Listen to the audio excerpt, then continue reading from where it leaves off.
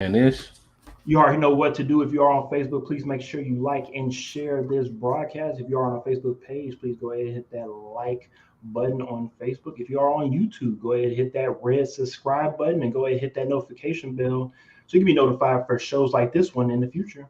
ding.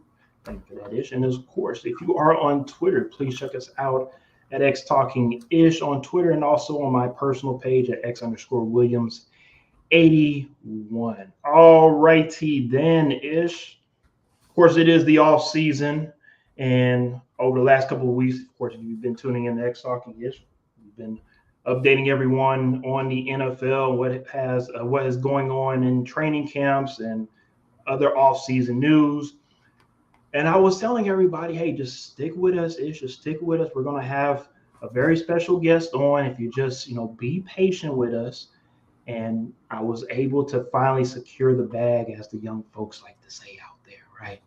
And that bag is a gentleman named by the name of Landon Roberts. And now, before I bring him on, I just want to let y'all know that this man is a very hard hitting son of a gun. Okay, this man, just by looking at him, will hit you in the mouth. Just by looking at him, he gonna put a shoulder in your mouth and bust your teeth in. All right. Bro, you So that being said, ridiculous. everybody make sure you go ahead and put a helmet on because I don't want him to hurt nobody. Put your helmet on, strap up that chin strap, and put your mouthpiece in because I'm gonna bring this gentleman on, and that is Mr. Landon Roberts. We appreciate you for being on today. How are you doing today, Mr. Landon? What it do, baby? Hey, all good. Fun to be on, man. I seen y'all on last week. I was like, you know what? It's time for me to make my presence, man, before we start up this training camp. So, yeah, good to be on, man. Yeah, we And appreciate it, man. and I appreciate you for pretty much segueing me right into what we are going to go ahead and talk about, which is the Miami Dolphins training camp. It starts July 26th, which is a week from today. Today actually starts rookie mini camp for the rookies to report in Miami. Landon, we're going to go ahead and let you have the floor for the most part. And, I know people always listen to us, and I know they want to listen to us right this moment. So we're going to go ahead and let you speak about what are you most looking forward to going into this year's training camp? Because this is now year 7 for you in the league. And I Hmm. think for this year, going into this season for the Dolphins, I think this is a different year compared to years past, um, compared to the years in New England, and now with the years you have in Miami. I feel like it's just a different type of vibe in Miami. Can you explain a little bit of that to everybody here? I mean, every year going into this time of the year, man, it's gonna be a lot of anxiety, a lot of expectations, just throughout the whole the league. Not just with Miami. With every team in the NFL.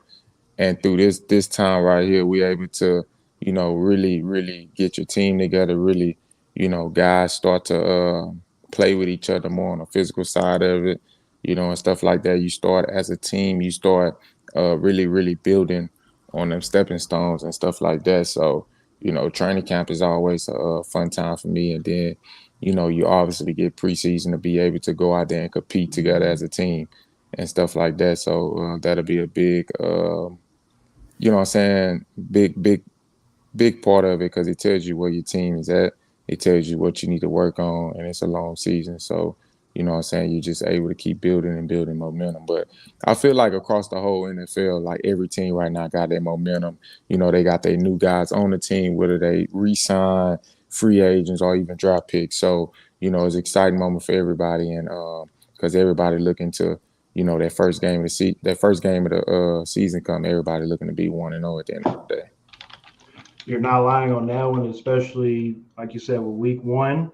At the moment, of course, the New England Patriots. Of course, that's who the first team y'all be playing Week One. It seems as Hmm. though the NFL loves scheduling the Patriots and early in the season, and then towards the end, Man, I know when it's crazy. New England likes Shoot. to come down to Miami for that fun road trip. It seems like they Mm, like to have a little too much fun in Miami, and when you were with the Patriots, it seemed as though they they don't take the Dolphins a little too seriously when they go to Miami and find a way to lose that game. But for some reason, when in New England, they use that as motivation going into the playoffs and use that as a motivational run in the playoffs. But now that you're, of course, a member of the Miami Dolphins, do you look at those matchups with the Patriots as of do you kind of miss me because I'm not here on that team anymore? It's kind of crazy because when I played in New England, I don't really remember having the Dolphins this early or that late on a consistent basis. You know what I'm saying? Well, we did have them a couple times late, but some of them would be in New England and some of them some of them was in Miami. But to just have them first every year, these last 3 years I've been in Miami, to have them the first game of the season, it never happened like that when I was in New England and stuff like that. It's a divisional game, you know. We're in a division. I don't think it's nothing personal or whatnot. But I mean, I'm 1-3 since I left, so I don't know. Maybe it is, but you know, I'm only. Nah, You know, I respect divisional game. You know, we get 2 times to play each other each year. You know, I've only lost 1 time, and you know that was the COVID game. And I mean that COVID year in the first game, it felt like a scrimmage. So, you know, it was different across the whole league. So you kind of had to get your mind right for it. But yeah, I think you know the record speaks for itself. You gotta leave it just like that. You gotta leave it just like that. All right, is you got any questions for you, Landon?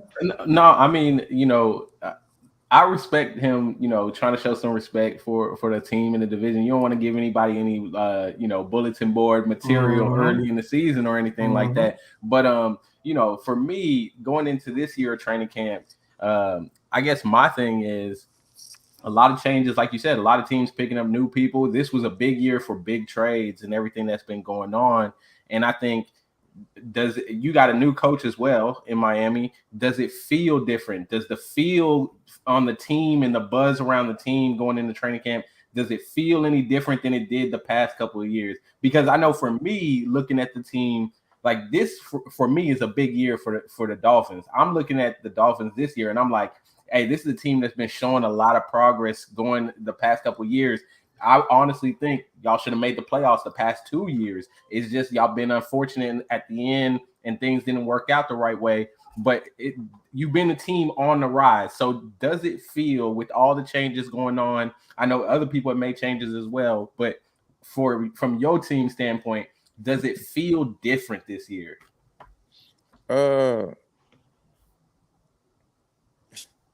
I mean, I would say, yeah, man. You know, it's you know, just because so the last 3 years I've been there, I was trying to figure out in my head how I was gonna answer this. The last 3 years I've been there, I've been with the same defense. You know what I'm saying? But just seeing the turnover on the offensive side, you know, everybody love to see the explosive offensive guys, and you know, Tyreek and you know, and the guys that we brought in on the offensive guys. Of course, it make it exciting. You know, it'll be naive for me to sit on here and be like, oh nah, man, we, you know, just you know, business this as and that usual. other. Yeah, but man, to be honest with you, man, it's just exciting to get back to football. You know, I'm not gonna lie to you, man. And to get back to football, seeing them guys, and like I say, being able to string them together. So right now we fit to string together training camp. From training camp, we'll take it into the first game of the year. From the first game of the year, you try to just keep it going, you know, build and build and build, and then you where you need to be. But we gotta take care of step 1 first, and that's training camp, you know what I'm saying, and stuff like that. So yeah. If we do what we need to do, you know what I'm saying, it'll continue to be exciting in Miami. But first we gotta take care of what's in front of us, and that's training camp. Yep. And I'll piggyback off of what you said when it comes to going into the regular season. Now, before we go to the regular season, I'll remind everybody we do have some preseason games as well. Yeah. And in those preseason games, you do play a familiar foe, a team called the Las Vegas Raiders, to where you were able to capture your first NFL pick six. Yeah.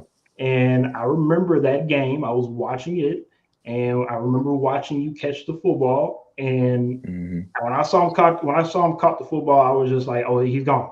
I didn't think anybody was going to be able to catch him. And to see you tote that rock, Landon, I was just so happy for you because I know the work that you put in on and off the field. So for the people that haven't seen that play, let's go ahead and run that play back for everybody for the one time. Including a Ryan Fitzpatrick highlight toss to the sideline. Carr gets rid of it. Intercepted! Landon Roberts is going to go all the way!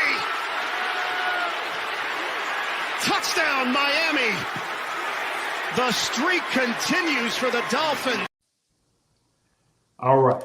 I've been meaning to ask you this for a long time now, Landon, because we haven't been able to really talk about this. Oh, here you go. I just want to know, because I know your dad, Landon. Yeah. Did Uncle Eli get on you for slowing down about 10 yards for the end zone? Because if you would have got caught, you wouldn't have been able, your daddy wouldn't have not been able to let you down on that. So I want to know, what did Uncle Eli say about the full play? Not the interception, not touchdown. I want to know about that last 10, 15 yards of that play.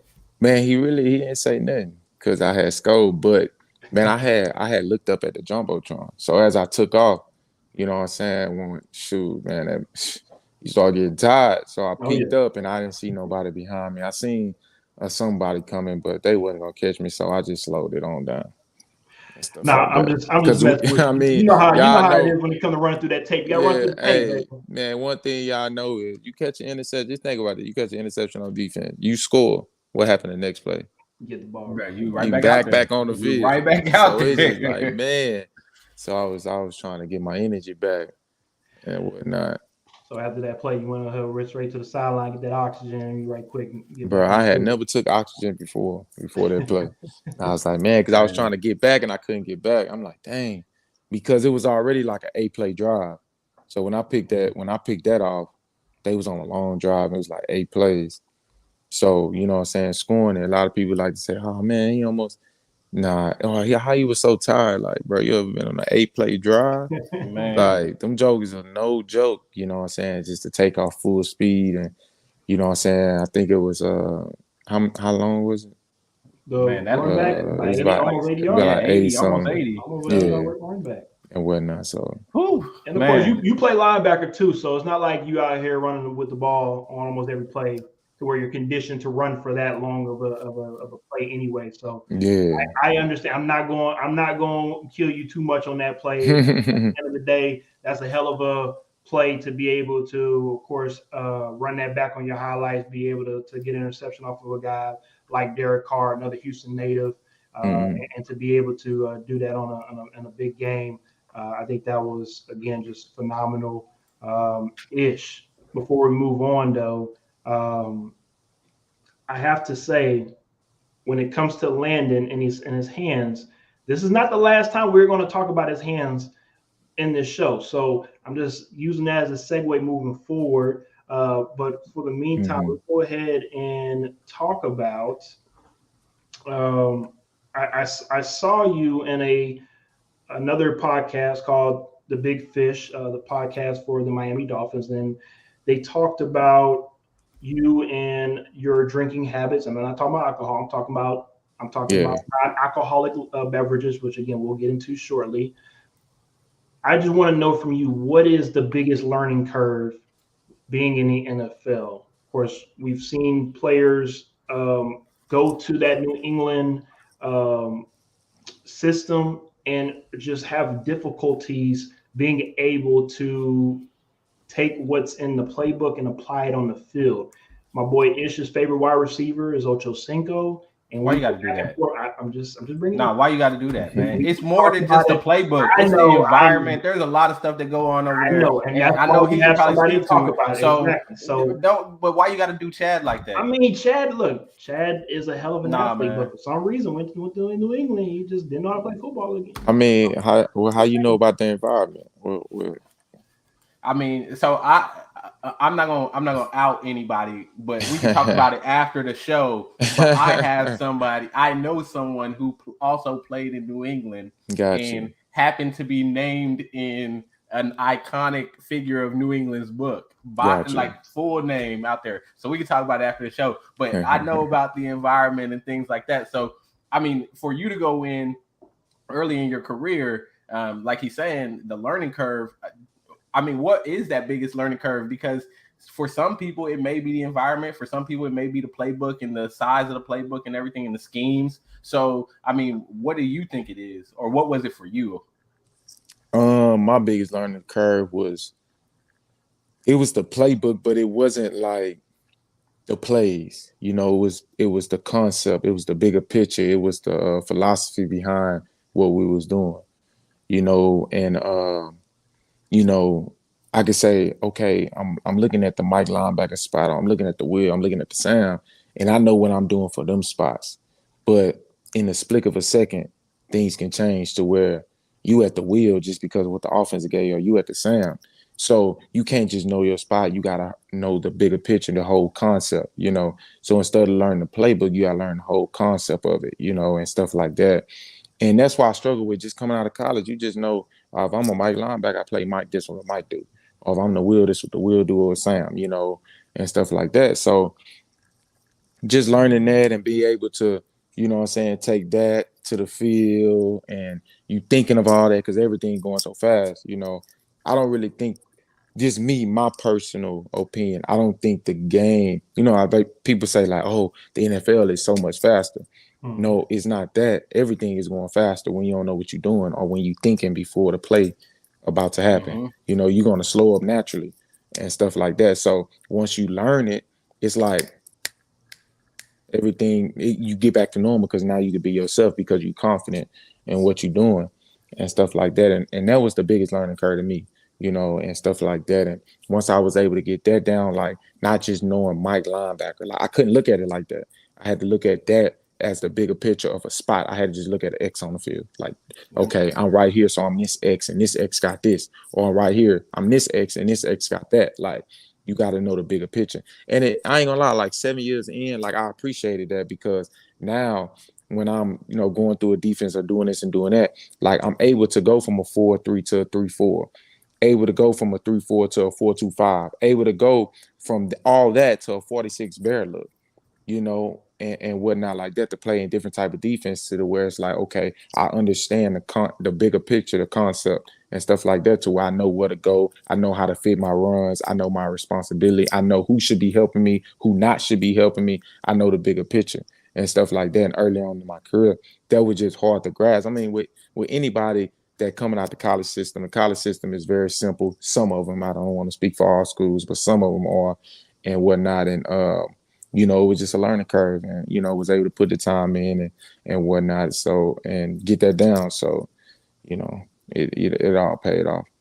Yeah, I appreciate you saying that, because as somebody who has coached, you know, at the high school level, and some of the kids that are a little bit younger than that, that's definitely one of the things that I have tried to preach to the kids. And here you go, y'all heard it right here from an NFL veteran himself. It's not about just knowing what you're supposed to do. Yes, you're asked to do your job, but at the same time, you got to understand the concept of your defense, your offense. You got to understand everything that goes in there. You got to be a student of the game. And I love that you say that, and you tie it into how it's helped you transitioning later in your career to where you can move between so many different defenses, because you had that time where you were a student of the game and you learned the concept, as opposed to just learning what you were supposed to do and, you know, going through the motions, basically, as I was saying. And I had good OGs in my room. Like, man, I had Dante Hightower. I had Jamie Collins. I had Shea McCullen. I had Jonathan Freeney. I had Rob Nikovich and whatnot. Shoot, man, I even got Chris Long in my rookie year to just teach me how to be a day-to-day pro, you know what I'm saying, and stuff like that. Great teammate. And my second year, I was able to get David Harris, play for the Jets. So I had a lot of like great influences that I was able to, you know, ask them questions, ask them like how they learn this. And I used me and Teddy Bruschi, to this day we still text. I text him, hey, what you used to see on this, because everything's the same, you know, and whatnot. Like defense really don't change. It's just spots. So, you know, Teddy, he'll let me text him. We'll go back and forth. He'll let me pick his brain, and he'll teach me how to do this and do that, or just talk to me on some big brother, little brother stuff, and it was real good for me, I honestly think that's one of the best things about the New England Patriots culture, especially over the last 20 years of the Brady era and where it is now. Being able to have those guys that were once at one point in time were guys that were looked over, and now they're looked at as guys that the Rodney Harrisons, Jesus, my bad, just Teddy Bruschi's, and anybody else in that New England Patriots teams. Those are guys that are now the standard to go and look and also follow behind and say, well, what, like you said, Landon, what did you do in 2004 that made you move to the next level of being a great player? So I think that's a great thing to be able to have, and also to be able to have those older figures to look after as well too. One thing that I remember us talking about when we first was with New England is that a lot of the veterans were telling you, hey, go ahead and marry that woman that that you see a future with. Go ahead and get ready to be the man that you're supposed to be, and stop out here trying to put yourself in situations that's going to jeopardize your future and not being able to be successful in this league. And I think to be honest with you, I think being able to be drafted by New England is probably the best thing that has happened to your career, because it has now allowed you to establish yourself as not just a great player, but also a great person in the NFL, to where, the NFL, I think, is your oyster, to where if anybody wanted a linebacker, they know that if I get a Landon Roberts, I'm not worried about character issues. I'm not worried about him not being a pro. I'm not worried about stuff off the field. I know he's going to come in, he's going to work hard, he's going to give me 115%, and he's going to be a pro's pro.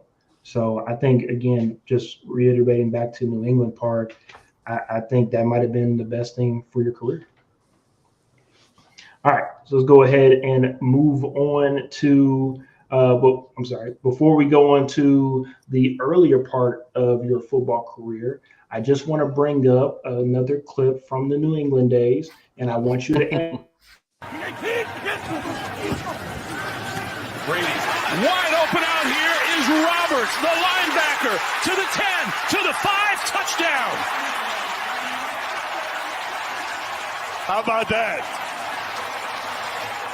How about that? Given the All right, of course, you saw that clip of the New England Patriot days where Landon Roberts was playing fullback and was able to get a pass from Tom Brady and score a 25-yard touchdown. Now, what I have to ask you, Landon, is not just so much the play. He was like 38. My apologies, I messed up on the yard. Landon gonna make sure you get him his props. All right, he said, "Give me all them yards." I ran all them yards. You gonna give me all them yards? I need all that. What I want to know is, besides the hell of a catch, because again, for a linebacker to make that type of catch, hell of a catch. Yeah. What was it like leading up to that play in practice, and how long? I'm sorry, when it comes to that play, how long have y'all practiced that play? Was that a play that was implemented in training camp? Was that a play that was implemented because of what y'all saw on film from what the Dolphins did in prior weeks? Take us through. And how did you get out there? How did you be how you become the receiver? Man, it's crazy. See, X brought up training camp. Like, I didn't do fullback at all. All our fullbacks got hurt. We didn't have nobody. So, man, I think it was out of me, Jamie Collins. Hold on, was it Jamie? It was me. It was out of me, Jamie Collins, somebody else. And I was just like, man, like, I'll do whatever it takes to help the team. That was my, I was a captain that year. I'm like, man, whatever we need, you know what I'm saying? So I had went in one game and just, you know what I'm saying, put my best foot forward. You know what I'm saying? I was just trying to do for the team. And, man, a lot of people don't even know, like, bro, a lot of people in the league really scary. Like, I was, man, I got to block him. All right, look, bro, just run the ball. It's okay. We good. You know what I'm saying? And did that. And then leading up to that week, I mean, I knew the pass play was in, but it was just, for me, it was kind of like a decoy. You feel me? I was never supposed to get the ball. So we ran that play early in the game, and they didn't cover me. So Tom was just like, hey, man, next time we're in that play, I'm going to throw it. I was like, all right, throw it. And he was like, all right. So when in the halftime, we came out. They called the play. I was open. That's all Second she half wrote. adjustments. And that's Second all half she wrote. adjustments. Yeah. That's what football is all about right there. But real quick though, And we never practiced it. Oh, that play. so y'all never practiced I it? didn't know that. So that's We an never exclusive practiced right it. here on X Talking. Man, Yeah, we never practiced. but I think And that's a great transition. if we did practice it, he didn't throw me the ball. Well, I don't remember because I was a starting Mike linebacker, so I was going Mhm. both ways. So like they could have ran it in practice and just used somebody else, but I knew the play and I knew I was going to be the one running it. You know what I'm saying, and stuff like that. But I probably was needed on defense when they ran that play. You know what I'm saying, because we ain't got that many people. Yeah, You ain't got that many out there servicing, so you serve each other. You know what I'm saying, and stuff like that. So yeah, when the game time came, I just knew my responsibility. So now I want to bring up is this famous quote from Landon Roberts, which I just love this quote so much because I remember when he said it, and I was just like, I'm so proud. That's my cousin. Quote is, I think, and as he's talking about Bill Belichick on why he was Landon Roberts was speaking to a reporter, and the reporter asked him why does he think Bill Belichick likes him as a player, and Landon says, I think they knew what I was about my rookie year. I'll run through a motherfucker's face. So nah, the reporter had asked me. He said after today, do you think people know who Landon Roberts is? I was 4 years in the league, won a Super Bowl twice, like been there 3 times, like started. Like what it kind of what are caught you me off talking about? guard. Like Yeah, what you talking about? one of those disrespectful questions that Yeah. they So throw out there. I was just like, I think people been knowing about me since my rookie year. Like I run through a motherfucker face. Like it's that simple, And I didn't know the really quote was gonna run, blow up like that. I was just being real, and it was kind of a stupid question, so I gave him the real answer, and then like sugarcoated, like I'm gonna let you know was what the real is, and stuff like that, and it's it was funny then, it's funny now, you know what I'm saying? I was just letting them know like you tripping. I really like that response because on the show here and anybody who tunes in weekly, we like to joke around and we give players a hard time, but I think at the end of the day it comes from a good place. We are very respectful because we've played at a smaller level and we understand what it takes to be a master of this craft. And I think what's funny to me sometimes is when you see some of these interviews and some of the questions that come out, it's almost as if like, what are you talking? Like, where does that even come from? How are you qualified to ask a question like that? I mean, somebody that's played in the Super Bowl, won the Super Bowl multiple times, started in the Super Bowl, and you claim that no one knows who they are. Like that doesn't even make sense. So it's funny to me how sometimes you see these interviews, and I only respect the guys and that go out there and they answer all these questions, even though they come at y'all sideways sometimes. Yeah, I ain't gonna lie, like it's kind of funny because see, media guys, they're very savvy in some of the things they do, and they'll get you warming up and then they'll hit you with one and you'll be like, but and you just gotta catch it because sometimes it catch you off guard. Sometimes you might be coming out of practice and you I had a good practice, bad practice, everything ain't gonna be perfect, or you had a game and it might not have went how the team wanted it to go. So you always got to kind of stay on your P's and Q's because I do feel like, some media guys can just be, assholes. But some guys can be, very real crafty about how they ask questions and they'll be leading up to a setup, and stuff. And all I can do is respect it because that just means they've been in the game long, they know how to structure what they trying to get to, and they just use a different technique, so hey, teach his own, building their story up. All right, let's get to the comment section right quick. Our boy Lee is on here. As always, we appreciate the love, Lee. He says, man, I got like 20 questions I want to ask, but y'all been hitting them a little bit here and there. So one I would want to ask is, who's the most difficult quarterback you've had to go against outside of TB12 in practice? And also, who's your favorite QB to go against?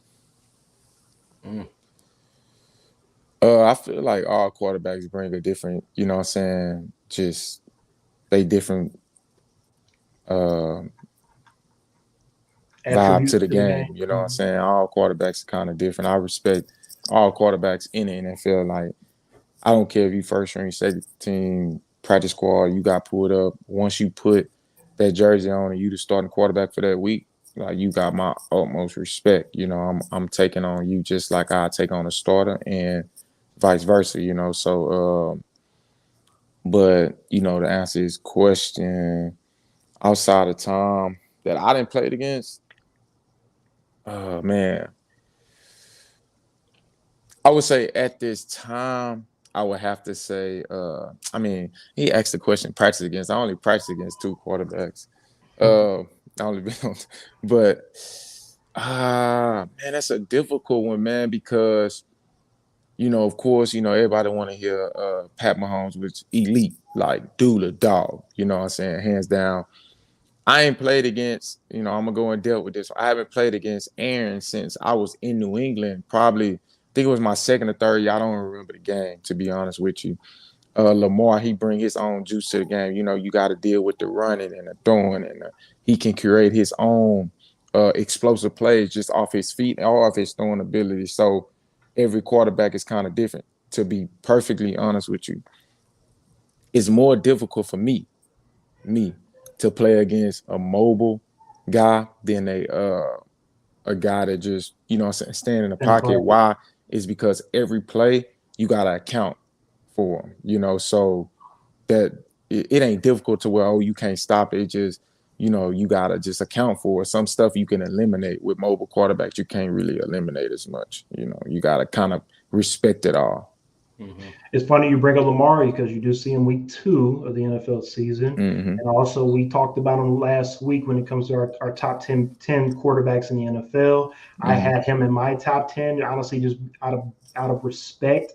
Ish didn't have him in his top 10. And again, has no disrespect. It's just, I think Lamar is a very interesting player in the league to where everybody sees him as Michael Vick 2.0, but then you still have some people that still say, well, he still has some things to work on to be that Patrick Mahomes, the Aaron Rodgers, the Josh Allen's. Again, if some people want to put Josh Allen over Lamar. But my point is this is an NFL guy talking about, man, mobile quarterbacks like Lamar Jackson gives defensive troubles. And that's just the case. Now, I think when you get later into the season, the Novembers, the Decembers, and then of course you get to the playoffs, defensive change a little bit to where they, of course, want to key in on the things that you are good at, to where you can't continue to keep doing that. And I think we've seen that with Lamar in the playoffs, to where a lot of teams just try to say, we're going to stop you from running. We want you to beat us passing the ball. Do you see that a lot as well with Lamar Jackson and also other running quarterbacks in the NFL? I think with a little more like he's elite in his own category. You know, you're not just that guy's a problem. Like, he's a big problem. I'm telling you.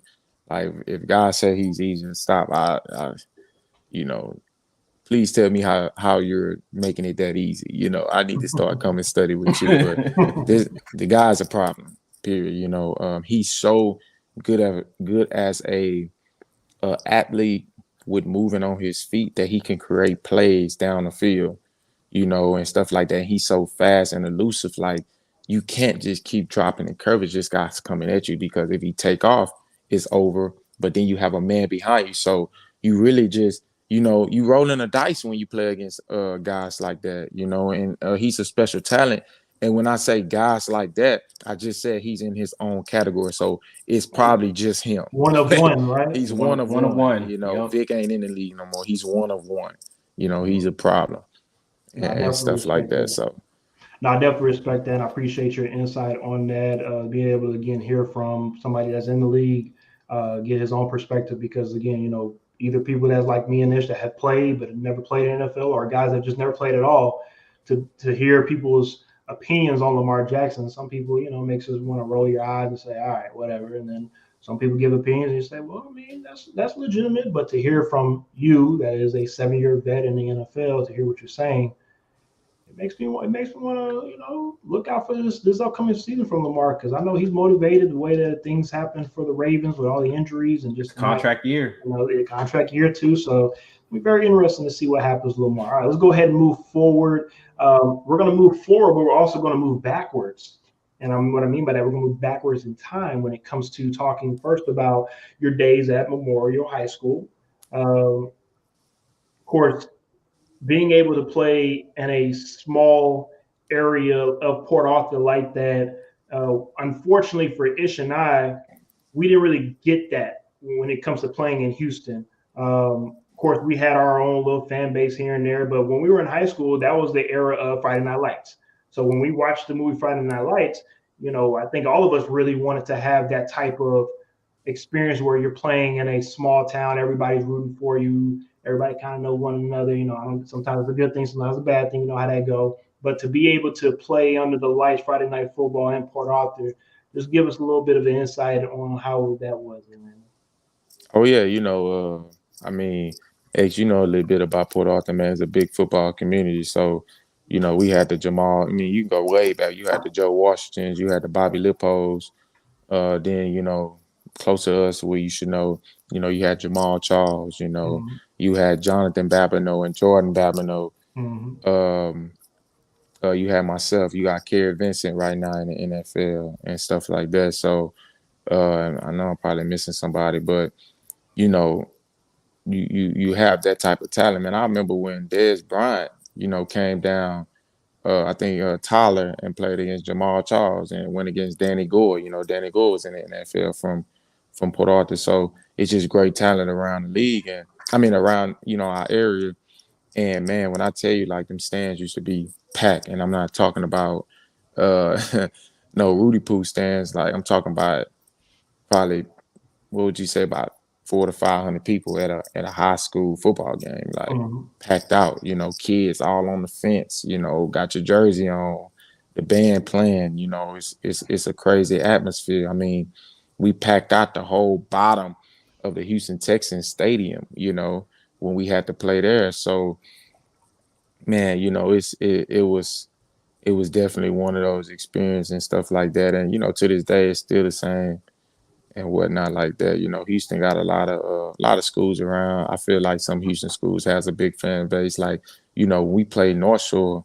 I think right now. Please don't bring up North Shore and Katy. Those are two different elite schools that are shitting on everybody else in Houston. Yeah, I think that's the two right there. But when we played North Shore, we went down there. We had our fans. They had theirs, and we bust them in the mouth quick, and stuff like that. And it just show you the powerhouse that Port Arthur bring to the table. I think North Shore was blessed enough to be able to, when 6A came in, when I was in school, it was 5A. 6A came, North Shore and the Katys was able to, kind of get away from that heat and whatnot. We kind of stayed 5A. So that's when North Shore and Katy kind of start popping back on the scene and stuff like that and whatnot. So, yeah, North Shore, they can kind of go recruit who they wanted to recruit. Hey, call them out, Landon. I'm calling them out. They could go recruit how they want. They running. For the people that are not from Houston, this man he's throwing down some fighting words here, because calling out some of the top powers in Houston when you talk about North Shore and Katy. Yeah, man, we really want it. No lie, man, we really want it. We want it, so we beat North Shore, and we wanted Katy next. Like, we wanted to take down the two top dogs. However, LaPorte beat Katy before we even got to him, and then we dogged LaPorte, in the playoffs, every line and stuff like that. And then we lost to Cibolo still from San Antonio, and then the Caney, they beat Cibolo, so it was a good thing they kept the state championship in Houston. Yeah, but I'm always big on keeping the state championship close to the area, so I love that just for the area and stuff like that. I never want the big titles to go to the Dallases or the San Antonios. I like keeping them in the Port Arthur, Houston area. So I'm good with that.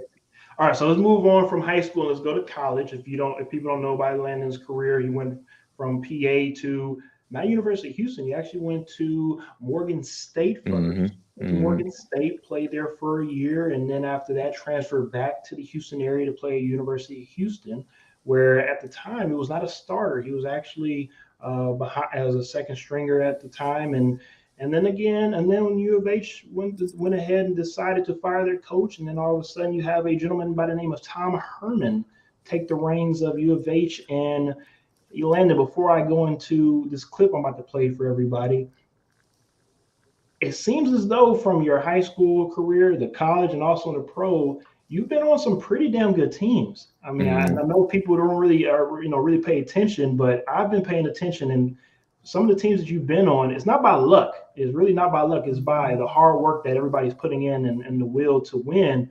But I want to play this clip right quick. It's a very short clip. It's when you play for the University of Houston and you're playing in the Peach Bowl in Atlanta, Georgia against Florida State. And I want to bring up this clip is because when I was at the game, and again, I'm not trying to throw that out there. I'm just saying I was at the game, and when I saw this play, I felt like, yes, Landon is ready for the NFL. You got to pop out your seat. Hey, everybody was out their seat after this play. Did not make the trip to Atlanta for personal reasons. Dalvin Cook, and he gets walloped in the backfield. All right. If you didn't see it, I'm going to have to show you out one more time. So go ahead and pay attention. He did not make the trip to Atlanta for personal reasons. Dalvin Cook, and he gets walloped in the backfield. All right.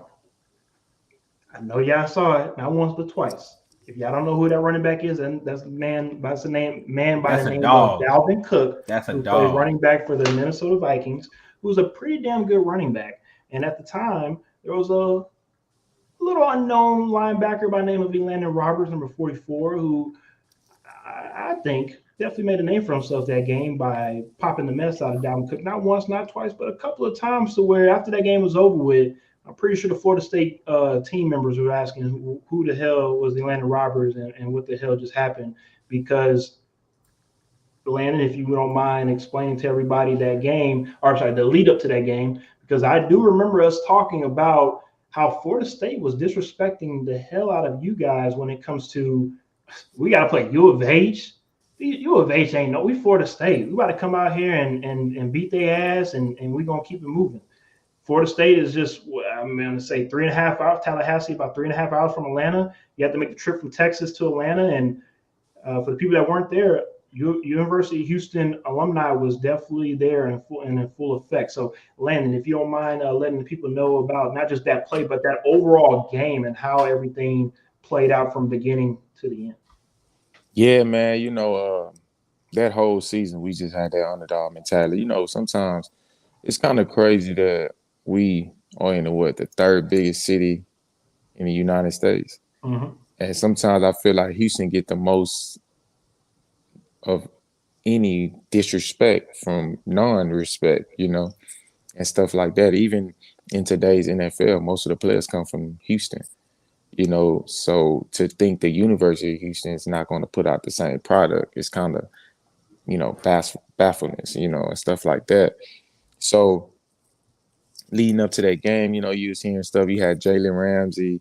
He didn't even want to play. And you just had this and that. But before I say what I say, for people take what I said and just misconstrued it, Jalen Ramsey is an elite player. Dalvin Cook is an elite player. We're talking about college football at that time. And that, we don't know if it was true or false. It could have just been people lying to us about them guys want to not play and just get ready to further their career in the NFL. We don't know and stuff like that. So I'm not fit to say that was true. We was getting bulletin board material, y'all like that bulletin board material. That's what we was getting. And, we're just hyping this up.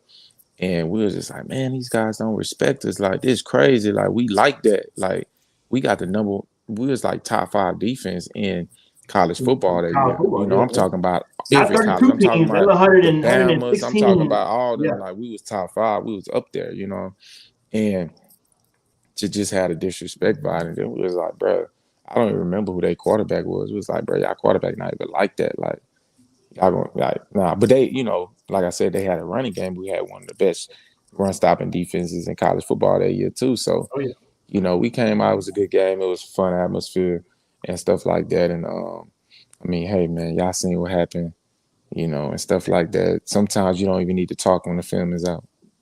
I told people before that game started, I said this was going to be a hell of a game, and most people blew it off. And But them guys that was on that Florida State team was elite then and it's still elite now. Oh yeah, I agree with that. Big time. So, Big time. You touched on it a little bit, and X touched on it real quick, talking about when Tom Herman took over and you were there. And just real quick, I want you to touch on, because that was one of the things, and you already said it.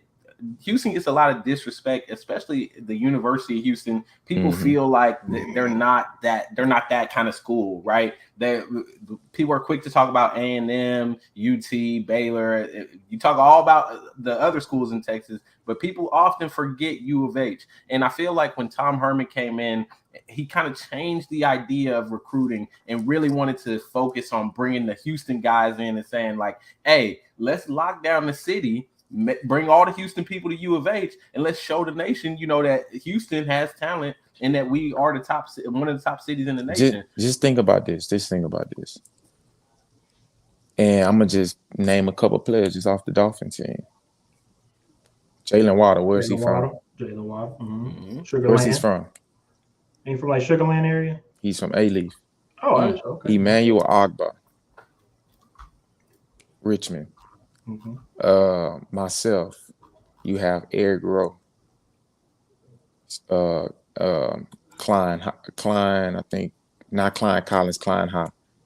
And I don't think I really need to say this guy's name, but you have Xavier Howard, Wheatley High School. So with just them names right there, and I'll take, just them names, like, or a couple names right there, you like, man, that's all out of Houston. Just put them on one team at the University of Houston. At the University of Houston itself, we had a first rounder that year. And every year, the University of Houston, they had a first rounder that's out of Houston. You had DJ Hayden corner first round out of Houston. You had William Jackson first round out of Houston. Like, it's crazy. So Tom Herman philosophy was, I'm leaving Houston. Like, I don't need to go to Dallas. I don't need to go here. I don't need to go there. I'm just recruit from home and stuff like that. And I truly believe, just my opinion on the whole situation is that I feel like conferences never wanted Houston to be able to get in certain leagues. Oh, I agree. With Houston being in the Big 12 now, even though Texas going to SEC and stuff like that, I mean, Vanderbilt in the SEC. Ain't nobody knocking on Vanderbilt, though. Oh, yeah. You know what I'm saying? When I'm letting Houston in a Big 12, it's about to change the whole atmosphere of everything. So, man, my daddy used to be at my college practices every day. Just think about kids that can have that. Man. Your parents at your college practice looking at you like you in high school, you so comfortable, you going to school and you repping for your city, and you can keep that here. Oh, they messed up now. And I think college football, no. Yeah, if I'm being honest, maybe Nick Saban gonna put out a quote about Houston. Maybe he gonna put a, maybe he gonna you know what I'm saying, put a quote out about us next, stuff like that. I love that you said that, because I do feel like, and I give X a hard time because we do talk about UT and whether or not UT will ever be back and all of this. And I love that what you said, because I think that's something that, unless you were down here and you really in the nitty gritty, people don't talk about. But there's a reason why Houston was not allowed in the Big 12 for a long time. Yeah, where Vince Young from? It's two people, it's two schools in particular that had a reason to not allow University of Houston in the Big 12. And they know who they are, Texas. The little brother in College Station and the you had Texas, you had Texas Tech, TCU. Like, man, them people ain't want, man. Nobody y'all going to lose Texas all Christian. Your recruits. Yeah, ain't nobody's going to know Texas Christian. You I still don't understand how they got LaDainian Thompson, but hey. Lubbock? Oh, no. Ain't nobody going to know Lubbock. Come on now. Unless you're trying to throw for 700 yards a game or something like that, like Patty. Nobody going now. Yeah, it's you're not wrong on that one. And in the next couple of years with conference realignments and seeing how all these other colleges are going to be forming, it's going to be interesting to see how a college looks in the next 5 to 10 years. NIL is just a lot going on in college to where it's going to be very interesting. I will talk to you about things that happen in college off of camera. Because just think about this one more point. Why Houston go to the new conference that was the Big East, and then they changed it to the American Conference. The Big East was known. Soon as we get in the Big East, they change the name, call it to American. Soon as Houston get in there with Cincinnati and all them, go to in the second year win it. When Tom Herman got there, I mean, To I'm be just honest, I saying, think that man. was more basketball You because the spitting Big too East many is more. facts. But the Big East still in basketball. But The Big East is still in basketball. That was and for that's football. something. No, you're right. No, you're right. And that's something that's again it gives college football, college sports, and the NCAA less credibility every year on the things that they do and the way that they try to gatekeep everything. It just makes you want to scratch your head like what are y'all doing? Like, seriously, what are y'all doing? All right, let's go ahead and move on because this topic, I know Landon knows what he's doing on this one, and that is the dark grind. I should put a TM on there because that's trademark right there. Can you let folks know a little bit about dark grind and what it's about and just just the philosophy of it? I love it. Man, just dark grind with me was based off, just coming up and this the truth. Like I was just sitting thinking one day and really one night after a workout, and I was like, man, and obviously it was that night. And at the time when you grind in anything you do, whether it's being an educator, whether it's being a football player, whether it's just being a doctor, lawyer, or whatever you do, you could just be a social media great presence, for social media. But whatever you do, you putting your best foot forward. You putting your grind, you putting everything into it. So if I come to UX or I go to UX and I'm like, I'm telling you. When I walk away from telling y'all might be like, oh, yeah, I feel what you're saying. Oh, man, I get it.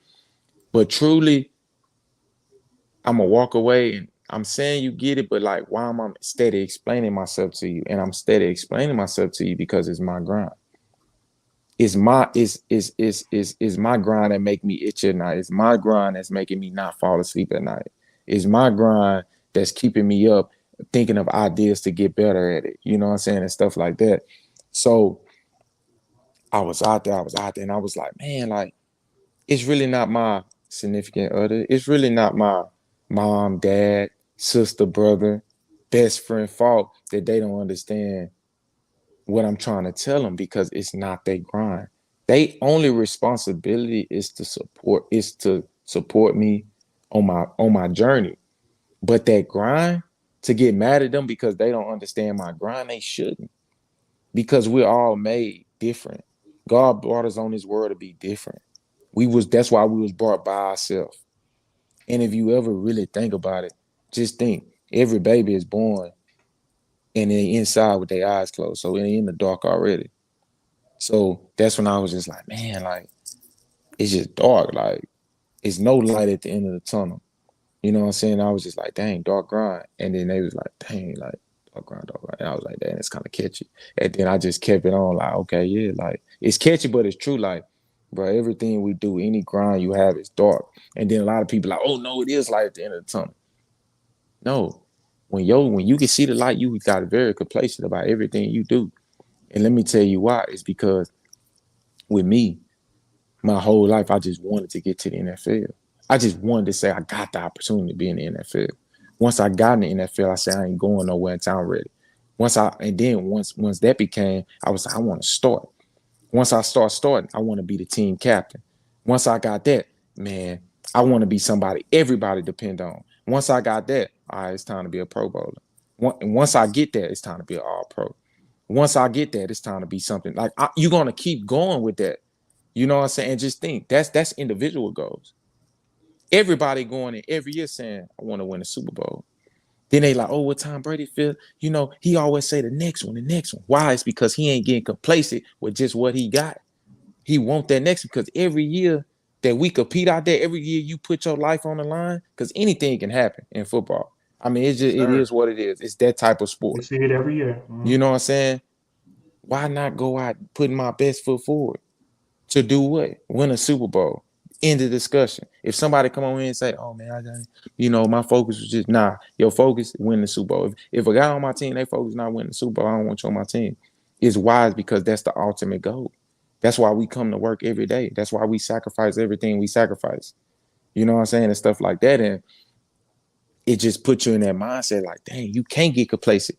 Because that's seeing the light at the end of the tunnel. And once you see that light, it's going to be easy for that next man behind you that's still in that darkness to just pass you up. You know what I'm saying? And once he pass you, he might have it more than you the way he keep climbing, you know, and you just got to find your way back. And, you know, that was the whole concept of how the dark grind came. And that's beautifully put. We appreciate you for explaining that to everyone because I think that's what sets you apart from not just your peers and your family members and people that look up to you. Just it puts yourself in a position where you have to hold yourself to a certain standard and to be able to hold that standard day in, day out. And I definitely respect you on that one. Ish, you have anything to say before we move on? Nah, man, he got me ready to run through the doors behind me. Yes, sir. Run through that wall. All right, let's go ahead and we're almost done with Hey, this the dark podcast. grind apparel about to start back too, man. I had to stop because of COVID. You know what I'm saying? My apparel with dark grind all about to come back out. So, Well, you know we what will I'm saying? definitely be getting some of that and repping it. Yeah, y'all be on the lookout for that. I got my shirt. So I ain't about to brag. I got my dark grind shirt. But anyways, I appreciate you for explaining that. Now, again, before we get up out of here, I want you to talk a little bit about your own businesses as well. We have Landlord Dagger. If you don't mind explaining that to everyone. Yeah, Landlord Dagger is just, you know, my fun spot down there in Port Arthur, Texas. You know what I'm saying? My brother, family members, they run it and stuff like that. But it's basically a concept of just, you know, we got it from like, well, my brother was, you know what I'm saying, he was on this big thing with, which is my cousin. We just a close-knit family. We all call each other brother, sister, you know, woo. But, you know, he's actually my first cousin, Jeremiah Roberts. He got this one year he was on spring break. He went to the University of Iowa. That was on spring break in Miami, and it was called, I think the Miami one is called, I don't want to be wrong, but it's a daiquiri shop in Miami. And we was like, man, we was all talking one night. He's like, man, we need to bring that to Port Arthur. We need to bring that to Port Arthur. And the concept came up and we was like, let's do it. And, you know, found the perfect location. We started it up, and man, it's been great. You know, you can just drive through, get a daiquiri, you come inside, enjoy the daiquiris, and we got hookah, you know what I'm saying? We got jello shots, you know, we got live DJs Thursday through Sunday, stuff like that. So it's a great atmosphere and stuff like that. People come in, they comfortable and all, they enjoy themselves. So it's a good business to me from the standpoint of just seeing people enjoying themselves, being safe, and you know, having a good time, you know, during a stressful week or after a stressful week, or it ain't even gotta be a stressful week. And you already having a good week and you come to Landlord, you finish it off the right way. Yes, sir. And you already know if you're on X Talking this, we're gonna give you some promo, baby. And with that being said, it is National Daiquiri Day. They have a 3-day special starting today, tomorrow, and on Thursday. Yes, So you sir. can see $5 for any flavor for 16 ounce. They call it the apartment, and again, it's for all day. The address is down there, 1645 Jefferson Drive, Suite 180A in Port Arthur, Texas. So if you are anywhere around that near area of Port Arthur, go ahead and get you a daiquiri and let them know X Talking is sent you. You feel me? Yes, sir. All right, let's go ahead and move on with your other business as well, which is I think is the first one, of course, is for play.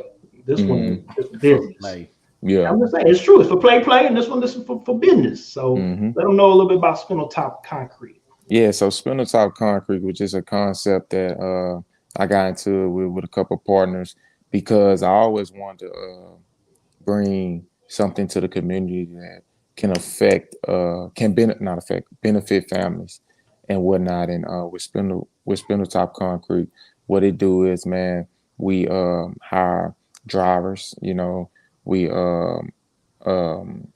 put them through training to learn how to drive the cement trucks, learn how to pour, learn how to mix the concrete, learn how to work the control center and stuff like that. Sometimes guys come in with no experience and whatnot, but they had a CDL.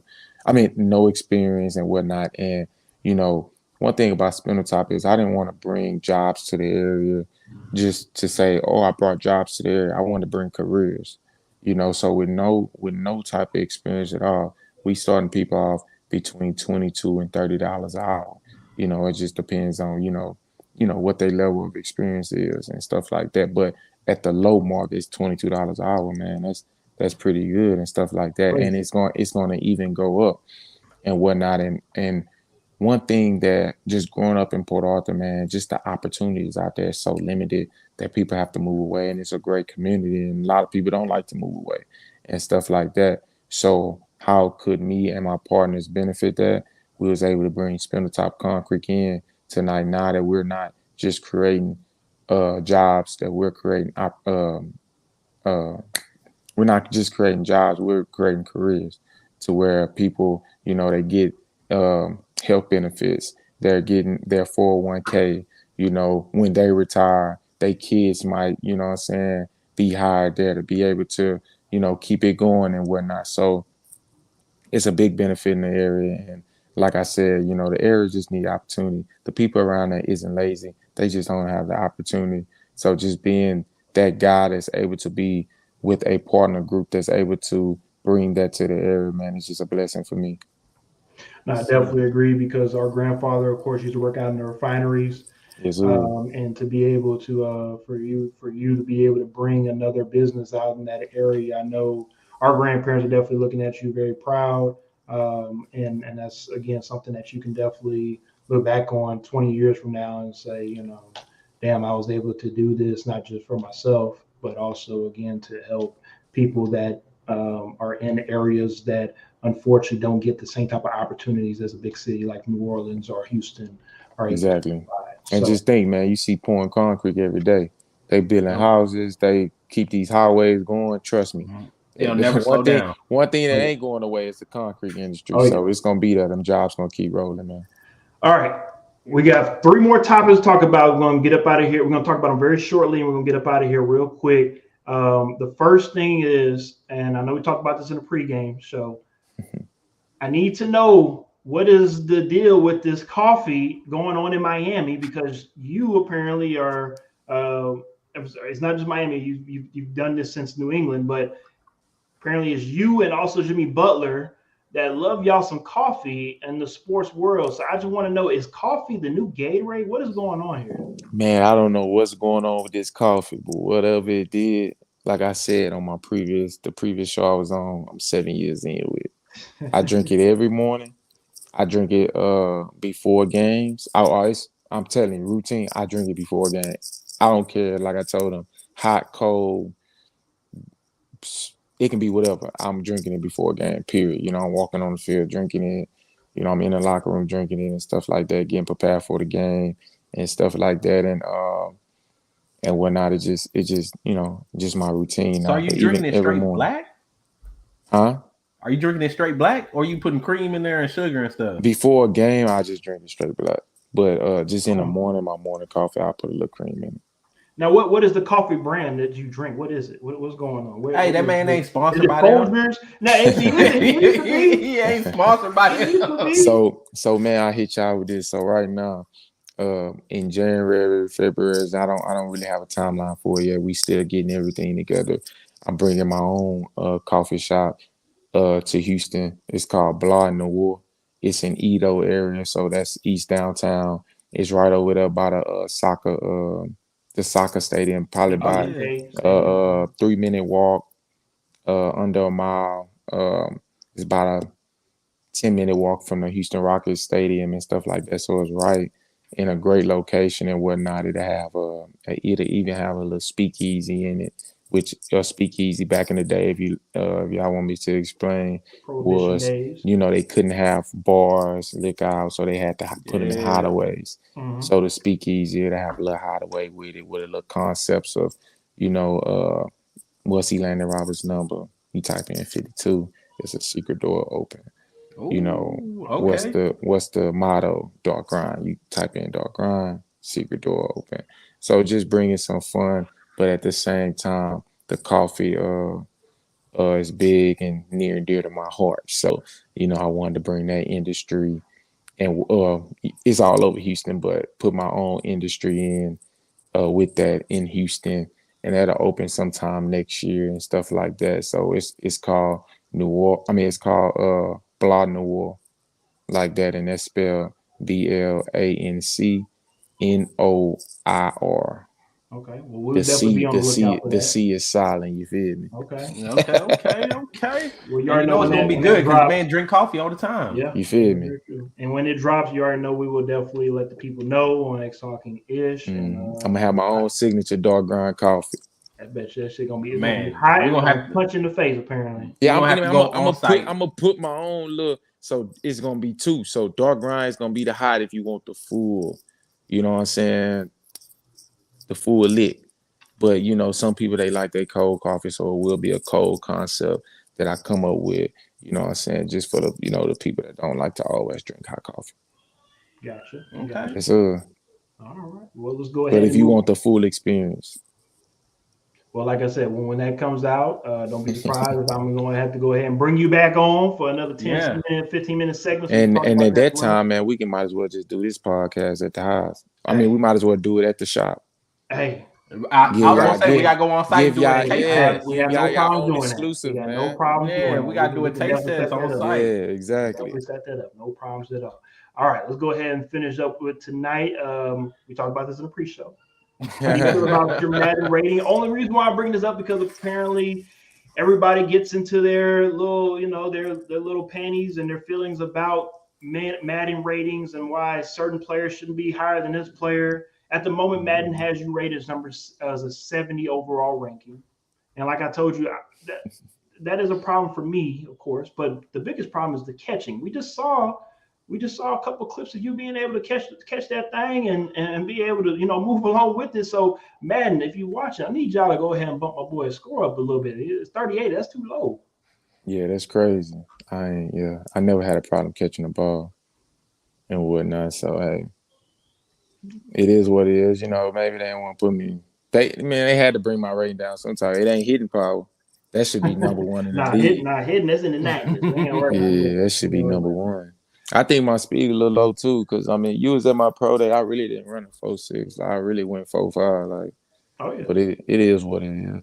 You know how it is. Since your whole probably since Pee Wee football, the folks just been underlooking you or overlooking you, I should say, when it comes to he's not big enough. He's not this. He's not that. It's crazy. You use it as motivation to be where you are at now. So yeah, Madden, that little Madden rating stuff I don't even play Madden. No lie, I do not play Madden. I haven't played Madden as you shouldn't because it's garbage anyway. Yeah, EA, you heard what I said.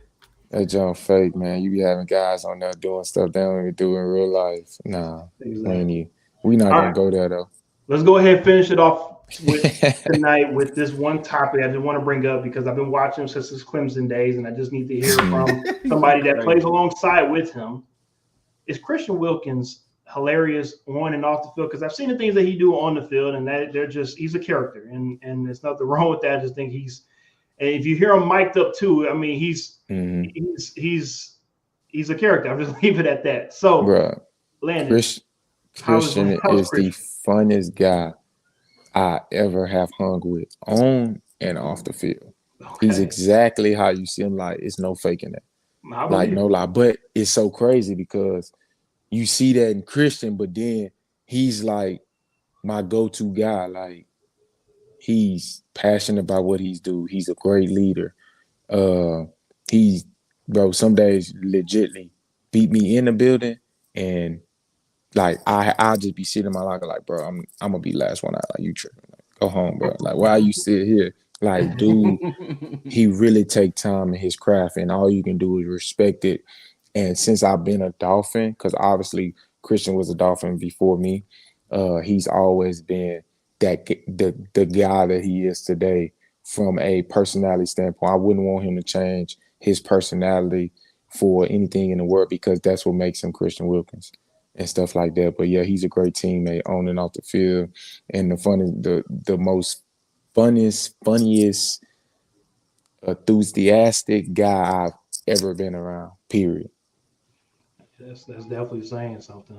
Again, just to see him on the outside looking in, I think some people might mistake the fun, the fun and the laughter that he do when it comes to not being able to take his craft seriously. And He not.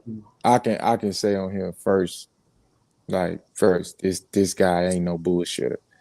This guy is on his craft. Like, no man. Sometimes you turn on the film and be like, bro, how in the world, and you know how some guys is just natural. Is obviously is natural for Christian, but he works on it to make it more fluent, to make himself more bendy, to make himself more just, you know, his strength and all that. Like he works on it day in and day out. So when you see it, nobody can say like, oh yeah, man, he don't even need to work on it. It's just natural. Well, what is natural, not Christian, his mentality is like, I'm working on everything. Like, I need to fix this. I need to fix that. Oh, that was too slow. My hands was too slow right here. I need to do this. My feet work was off. I slipped on this play. Like, he's going to work on every single point of his game and stuff like that. So, yeah. Well, I will say this. I definitely feel like with the Miami Dolphins defense is something that Ish and I have talked about on this show previously when it comes to what y'all got is what y'all ranking. I see y'all rank the quarterbacks. What y'all rank the defense. Well, you have to tune in the next couple of weeks. Yeah, you have to tune in next week or something to see what we have the Dolphins looking like in this upcoming season. Oh yeah, the preview show. We will have definitely check that out. When it comes to who we have winning divisions, who we have winning conference championship games, and of course Super Bowl. We did it last year. We kind of came close for the most part, and of course we will do it this upcoming season. I don't want to take too much of your time, Landon. I appreciate you. For spending a little bit over an hour with us tonight, because again, this is just real talk. This is just we appreciate it. It's a blessing to have you on. I know how busy you are. Again, you have another week until you get ready for camp. I'm pretty sure you'll be flying out sometime this week. Safe travels to you. Let Tori and the kids know I said hello. And hopefully, again, you have a great camp. Hopefully I see you one more time before the season starts. But if I don't, of course, you already know I'll be checking in on you. And again, thank you for joining here at X Talking Ish. And, most definitely, man. Appreciate you guys having me on, man. It was great, fun. You know what I'm saying? Let me know if y'all boys want to come out to a game. I got y'all, no problem, and stuff like that. And whatnot. One thing I would want to say is before I get off, don't forget, like, we have been top 5 defense 2 years in a row.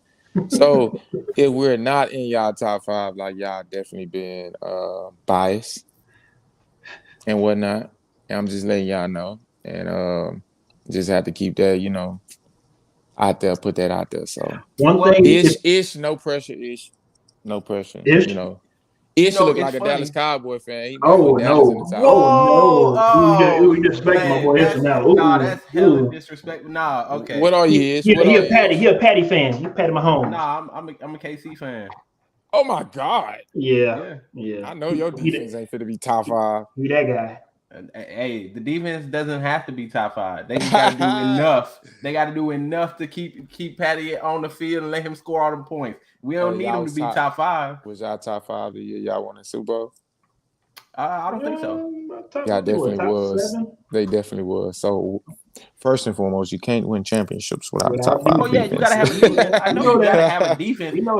But I mean, to be honest, I know you gotta have a defense, and that's probably the biggest thing as far as some of the changes that have happened with the Chiefs. And we get into that. We won't get into that in the pregame show, the preseason show. But I got a sputtered X. Hey, but yeah, you know, we respect the Dolphins in y'all's top 5 defense. We speak very highly about you guys on the show. There may be some other parts of the team that we are not as kind with, but hey, that might change this year. So y'all gonna have to tune in for that one. But I know for a fact with you coming in here and you throwing the heaters around now. Yeah. I just never seen a team win a Super Bowl without a top 5 defense. Shit. Who? You right. Who? Name it. Right. Let's name it right now. At the moment. Who won last year? Super Bowl. I know the Rams, and we know about them. Oh, okay. Might be number 1, number 2 defense. I'm trying to figure out did Peyton Manning have him like an outside top 5 defense? I know, of course, when he won it, that was the top 5 defense. At the Broncos? Not the Broncos. I'm talking about the Colts. I feel like maybe the Colts with Freeney? Bro, you tripping. Again, I'm trying to think. Let me think. Man, you tripping. Like, you talking about let me end this show so we can talk about this. Oh, my God. Here we go. And we're going to be on for another hour. We just keep on talking about football. All right. So with that being said, we appreciate everybody for tuning in. We apologize for a couple of minutes over the show. But seriously, though, thank you, Landon, for being on. And we will see y'all next time on X.